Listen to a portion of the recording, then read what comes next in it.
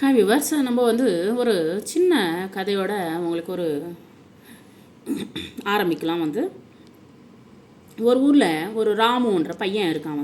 அந்த ராமுன்ற பையன் அவங்க ஊர் ஒரு சின்ன ஊர், கிராமத்தில் நிறைய வீடுகள், அதுக்கப்புறமா பக்கத்தில் ஃபுல்லாக விவசாய பூமி, அதுக்கப்புறமா ஒரு சின்ன 2-3 மலைகள் இருக்கிறது.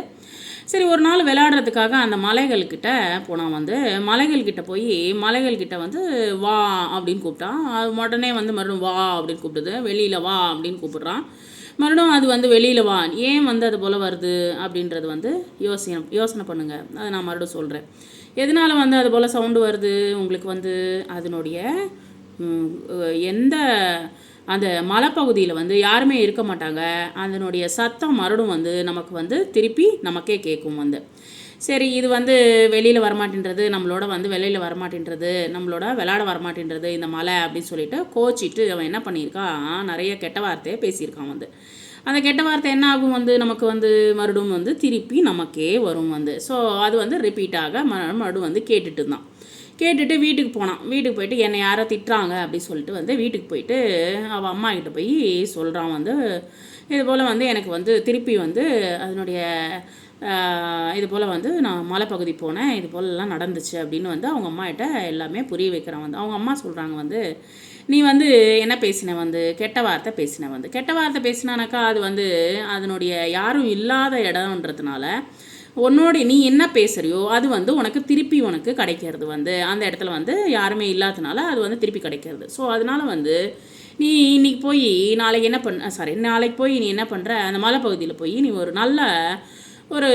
ஒரு நல்ல வார்த்தைகள் நீ பேசிட்டு வா, அதுக்கப்புறமா பாரு உனக்கு என்ன நடக்கும்ன்றது உனக்கு தெரியும் அப்படின்னு சொல்லிட்டு அவங்க அம்மா சொல்லி அனுப்புகிறாங்க. சரி சொல்லிவிட்டு மறுநாள் அதே போல் ஒரு 4-5 நல்ல வார்த்தைகள் அவன் பேசுகிறான். திருப்பி அதுவே ரிப்பீட் ஆகுது. ஸோ எங்கேயுமே மலைகள் எங்கேயுமே பேசாது, மலைகள் விளையாடாது. ஸோ இங்கே மலைகள் பகுதியில் சத்தம் நம்ம என்ன சத்தம் போடுறோமோ, அது கூச்சல் போடுறோமோ, அது நமக்கு அதே திருப்பி நமக்கு வரும், அந்த சத்தம் வரும். ஸோ இதனால் நமக்கு என்ன புரிய வருது அப்படின்னா நம்ம என்ன பேசுகிறோமோ, நம்ம என்ன வார்த்தைகள் பேசுகிறோமோ அதுதான் நமக்கு திருப்பி நமக்கு கிடைக்கும். ஸோ இந்த நேச்சர்லேருந்து அப்படின்றது தான் இது ஒரு சின்ன உதாரணமாக நான் சொல்கிறேன். ஸோ இங்கே என்ன சொல்கிறான், திருப்பி அது நல்ல வார்த்தைகள் சொன்னோடனே நல்ல வார்த்தையில் அவன் காதில் கேட்கறது.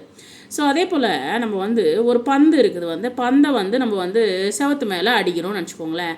ஃபோர்ஸாக அடிக்கிறோம், கையை வீசி வீசி வீசி வீசி ரொம்ப ஃபோர்ஸாக அடிக்கிறோம்னு நினச்சிக்கோங்களேன். அந்த ஃபோர்ஸில் செவத்தில் அடிக்கும்போது நீ அடித்த வேகத்தை விட பல மடங்கு 5, 6, தட் மீன்ஸ் 10 மடங்கு, 100 மடங்கு, 1000 மடங்கோட உனக்கு திரும்பி வரும். ஸோ அதனால தான் அதுதான் கர்மா அப்படின்னு சொல்கிறோம். ஸோ நம்ம செய்கிற செயல் தான் நம்மளுடைய பலன்.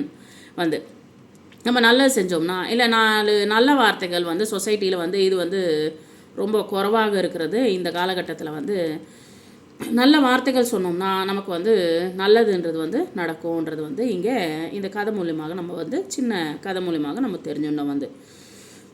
அதனால் கூடுமான வரைக்கும் நம்ம நல்ல விஷயங்களை பற்றி பேசலாம். Thank you very much.